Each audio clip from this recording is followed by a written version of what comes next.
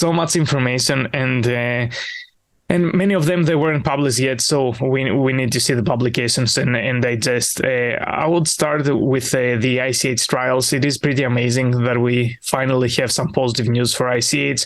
ENRICH is, I think it's going to be a practice-changing trial. We're all looking forward to the publication and see if we can transfer the experience from this trial to our own settings. INTERACT 3, although may not be applicable to many high-income countries, it is again reassuring that we should treat patients with intracerebral hemorrhage and not, just let them alone. So these two trials from the ICH world, from the ischemic stroke part, I would definitely highlight ELAN. So a very important study, and also it is also very important from the methodological perspective, and it has a great educational value because I think it's one of the trials that they present in the plenary session. I think it's the first one that, they didn't give us p-values, they just gave us some numbers, and we have to figure it out. What do we make with those numbers? And I think it is a great shift and a great example for clinicians and also for researchers.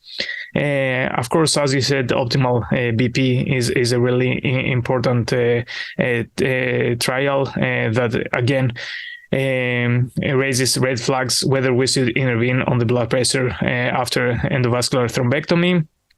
Other trials that they were really important is the secret trial for CVST. It is a great step moving forward, and we're hoping to see this launching into a full-scale study.